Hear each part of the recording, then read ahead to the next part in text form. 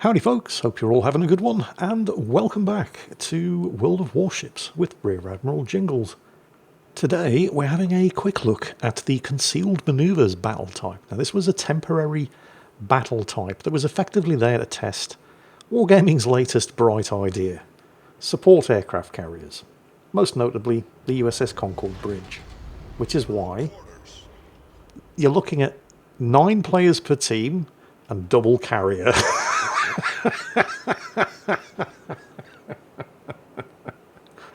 Fun for all the family. You notice how the cruiser players have got way too much sense to get involved in this shit. It's double carrier, triple destroyer, quadruple battleship on each team. Domination battle, mountain range map, it's tier 8. Okay. Oh, this is Garlicdrone, by the way, in the US Navy Premium Tier 8 destroyer, the USS Kidd, which is, well, I don't want to say it's a nerfed Fletcher. I mean, it kind of is, but it also kind of isn't. I mean, obviously, you're not going to have a Tier 9 Fletcher at Tier 8 and still be the same as the Tier 9, so there are a couple of features missing, but it's gained a few too. And when we get a quiet moment, we will talk about them, and it'll probably explain why Garlicdrone has chosen the USS Kidd to enter a battle mode where you'd have to be mad because it's all about testing carriers. So you're guaranteed to have carriers. And he's consciously made the deliberate decision to queue up for this type of battle. What's wrong with you, man? Have you taken leave of your senses? You're deliberately choosing to get into a battle type where you're guaranteed to have to fight carriers? Yes, he did. Verily, though it be madness, yea, there be method to it. And you may have already guessed exactly what his plan is here, judging by the amount of aircraft he's already managed to shoot down. None of which, I think, were unarmoured and basically zero hit point patrol fighters. He's shot down strike aircraft. Actual Lexington strike aircraft. So the carriers, I mean, they had a go, but they've now decided, yeah, screw that. We'll leave him alone for the moment. More effort than he's worth. And there are a couple of reasons for that, because actually we'll come on to that in a moment, because for now things are about to get very interesting in the sense of the Chinese curse. May you live in interesting times. Enemy destroyer spotted. Oh yeah, it's not a full tier 8 battle, by the way. There are 2 tier 7 destroyers. Both teams have a Grom, although only one team has a Grom now. The enemy Grom has become the first casualty. But there's another enemy destroyer. There he is. The Split. Very much a tier 8 destroyer. Been there, by the way. The town of Split in Croatia. Although it was in the 90s and at the time they were all trying to kill each other. But you could tell that it at one point had been a very, very beautiful place to live. The Dalmatian coast in particular is absolutely stunning. It's fairly safe to say I wasn't really seeing it at its best though. But that's another story for another time. So, he's scored some good hits. He's now smoking up. Garlicdrone is smoking up himself because he's attracted all kinds of the wrong attention and he's lost a large amount of health and his engine's been crippled. He's going to manage to go kind of, yeah, he's radared. Detected, undetected. Detected, undetected. There's not an awful lot of terrain here for him to shelter behind, but he's making the most of it. And of course, that American smoke generator lasts a long time, lays down a huge smoke screen that loiters around forever. So, yeah. It's the presence of that smoke screen. And of course, the enemy Z-23 was also spotted over to the left. But it's the presence of this smoke screen and a couple of the intervening islands as well that are basically going to keep him alive here. He's spotted again while opening up on the Vladivostok, and that's probably the Z-23. It's certainly not going to be the Split. There are 2 smoke screens between him and the Split. 2 smoke screens and an island. So yeah, it's the Z-23 over there who's spotted him. It's certainly not the Vladivostok. The Z-23, of course, is going to want to go unspotted as soon as possible himself, so hopefully he's going to pop a smoke, and then, yep, sure enough, there we go. Garlicdrone's managed to go undetected again. Unfortunately, that enemy Z-23's just inflicted Garlicdrone's team's first casualty, sinking the Gascon. The team's Bismarck, however, has just pushed the team back ahead again by taking out the enemy key. This was a fairly eventful first 5 minutes as far as this battle goes. Garlicdrone continuing to try to set some fires. He's managed to get the torpedoes away. That's one of the nerfs, by the way, that this ship suffered when it was busted down from tier 9 to tier 8 as the Kid rather than a regular Fletcher. It only has one torpedo launcher, and they're not Fletcher torpedoes either. As you can see by the speed of those torpedoes, or the lack of it, these are Benson torpedoes. I mean, they're all right. They're not terrible, but nobody gets excited about Benson torpedoes. Unless you've just unlocked the Benson from the Mayhan at tier 7 and you're all, yay, I can stealth torpedo at last. And technically you can. Technically, but they're not very good torpedoes. They're the ones the Kid has, though. She only gets 5 of them, and they have a painfully slow reload, 122 seconds. I mean, the torpedoes themselves, you can see them, painfully slow, speed of 55 knots, so I suppose the reload's kind of appropriate. Everything else about the torpedoes is slow. She does have the Fletcher's guns, though. Now, let's not get too excited. They are just 5-inch guns, but fast rotating turrets, rapid rate of fire. You know, they're not bad. They get the job done. But what makes the Kid really stand out, and the reason why she only has one torpedo launcher... Oh, the team's Grom's just gotten them... You know, he's punching above his weight there. A tier 7 destroyer in a tier 8 battle. He's got his second kill now, taking out the enemy Champagne. I believe that's the proper way to pronounce champagne, at least if you're French. I could be wrong. Anyway, but yes, the reason why the Kid only gets that one torpedo launcher, armed with pretty terrible torpedoes, is because it has been buffed in another way, and is the reason why the 2 enemy carriers had a brief pop at him at the beginning. Oh, the team have just lost to North Carolina. Oh well, never mind. Can't have it all their own way. They are ahead, though. Ahead by 1 kill, 1 cap circle, and about 100 points. Keep getting sidetracked. Yes, it's been buffed in other ways. Certainly not the torpedoes. And the guns are basically the same as the Fletcher, so they haven't been buffed. They didn't need to be. But what has been buffed is its anti-aircraft firepower. In place of that second torpedo launcher, it's got extra anti-aircraft guns. And it also gets the defensive fire consumable. And a heal. Now, I'm going to say something here that might upset a bunch of you, but you can quote me on this. I'm prepared to say that the USS Kid is probably the only ship in this entire game that carriers might want to stay away from. The only ship in this entire game, and I don't know how many ships are in this game, but I know it's more than 400, but this is the only ship in this game. While it's not an effective no-fly zone for an aircraft carrier, there hasn't been such a thing in World of Warships since the aircraft carrier rework butchered that idea, but there certainly used to be ships like the Atlanta, ships like the Des Moines, the Cleveland, most of the American cruisers, certainly the ones equipped with the defensive fire consumable, certainly used to be. I mean, you know, that ship has long sailed. But I am prepared to go on record admitting that the USS Kid is probably the closest thing to an effective no-fly zone that actually exists in this game. If there's a Kid on the enemy team and you're in an aircraft carrier, maybe leave it to the rest of your team. Because this thing does have effective AA. I mean, I probably need to qualify what I mean by effective AA, in that it actually shoots down aircraft that matter. If you're in a carrier, even a tier 10 carrier, and you're going after a Kid, and you don't have any support to shoot at the Kid from other members of your team, once your aircraft spot it, you might get the Kid. You might not. But either way, it's going to be really expensive. And yeah, I know, aircraft carriers can just magically manufacture new aircraft for some reason, but even with that being the case, the losses that the Kid is going to inflict are going to put a severe crimp on your ability to conduct effective air operations for at least the next few minutes. There, I said it. Oh, alright, they've just lost their Bismarck. I mean, they're still ahead on points. They've got a fairly respectable points lead, but they no longer have a 1 kill or a 1 cap advantage. The enemy team are flipping that central cap at Bravo. And, well, that one could go either way, but what is not going to go either way is this cap at Alpha.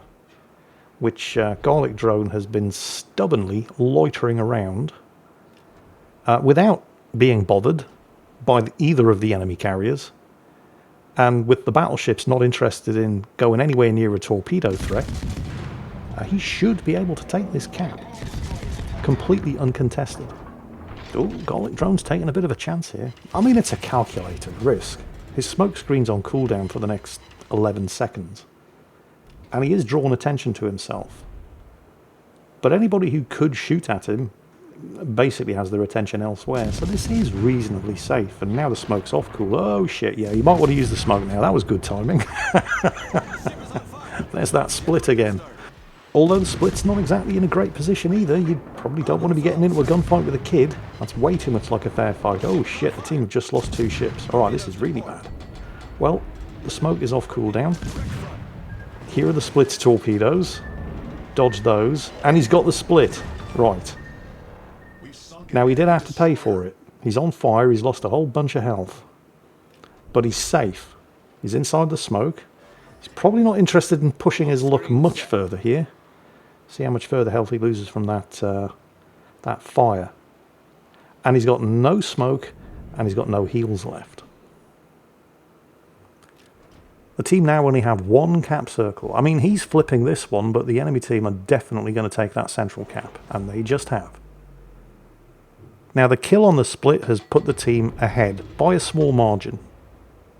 The problem here, of course, is that there is nobody to prevent the enemy team from moving into and capturing the cap circle at Charlie. So, Garlicdrone is going to take this cap at Alpha, and it's probably going to stay taken because the enemy team have no destroyers, or cruisers for that matter, to come back and recapture it. Just 2 carriers and 2 battleships, and the battleships kind of have their hands full and are probably going to take Charlie. And then there's another exchange of kills. The Vladivostok catches and sinks the Concorde bridge, but before he goes, well, actually after he goes down, because he's he does manage to sink the enemy Odin.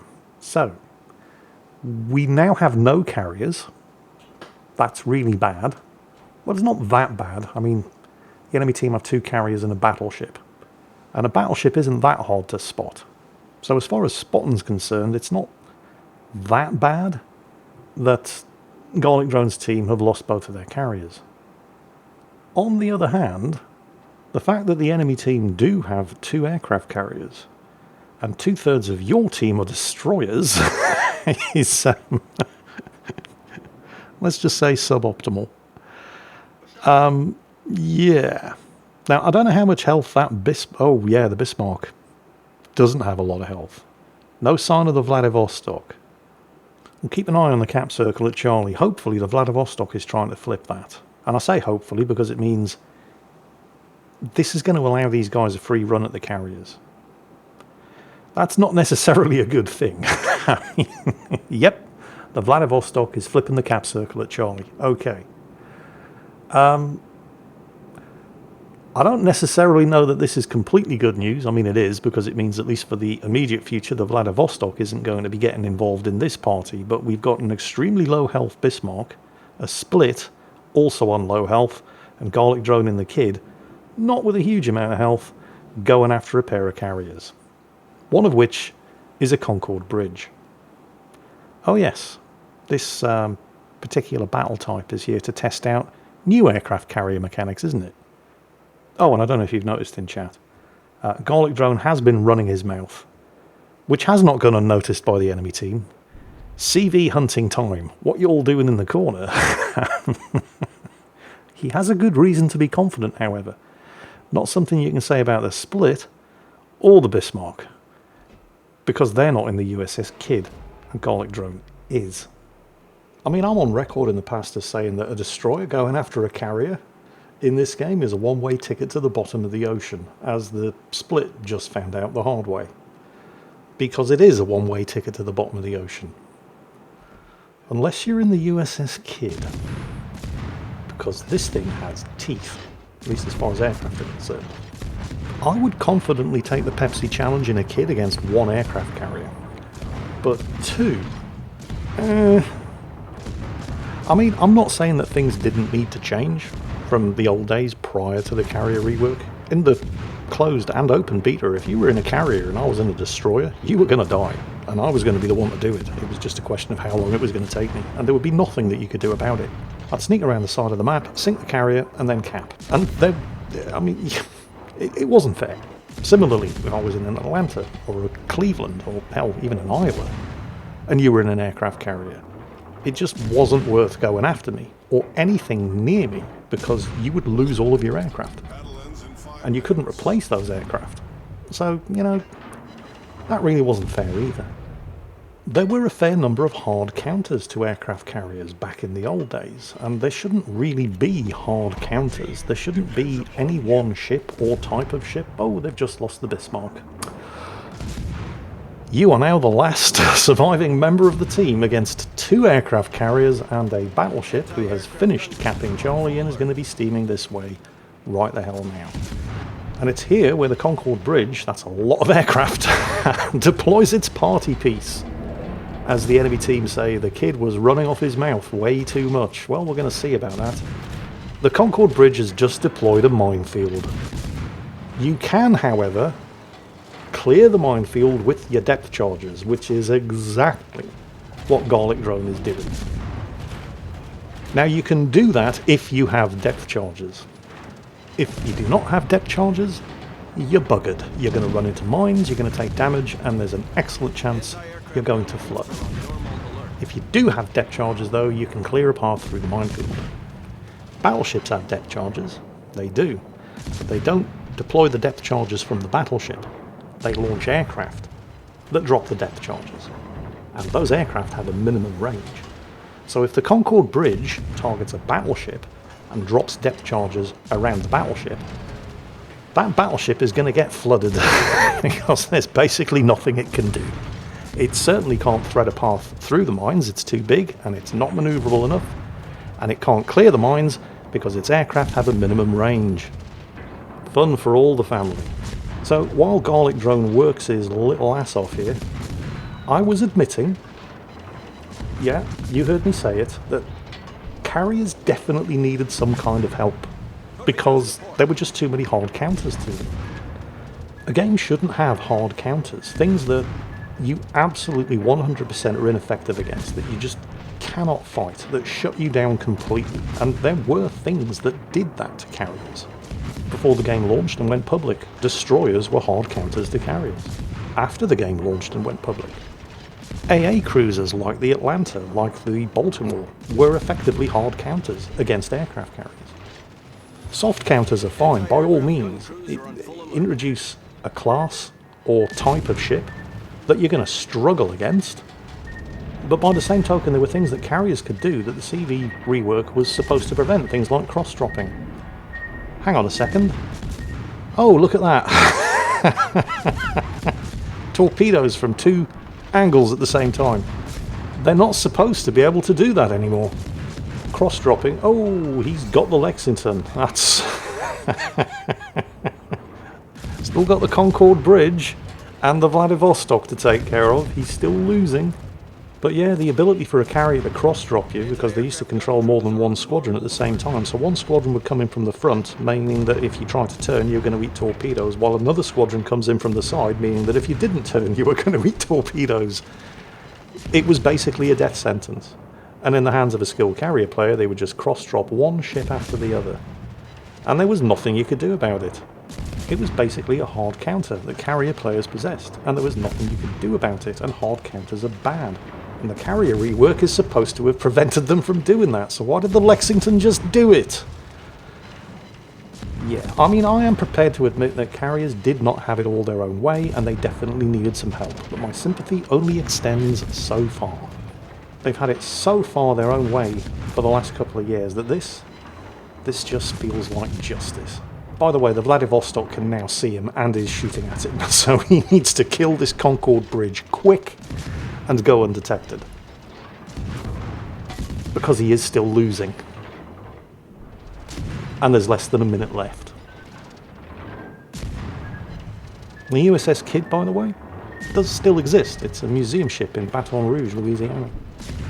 I was in Baton Rouge when I was 28, visiting with a girlfriend. She turned out to be an utter psychopath. kids, no matter how hot she is, never put your dick in crazy. But that's another story for a different time. So, yeah, I was in Baton Rouge and I didn't visit the USS Kidd. Mostly because I was 28, I was in the Navy, and I didn't want to go on holiday to look at a warship. Right? I do regret that decision, though.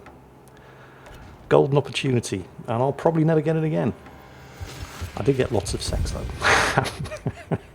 There it is. The USS Kidd. Still got it as far as defending itself against aircraft are concerned. Although, you know, he had to work really, really hard. Like I said, I'll take the Pepsi challenge quite comfortably against one aircraft carrier in the USS Kidd.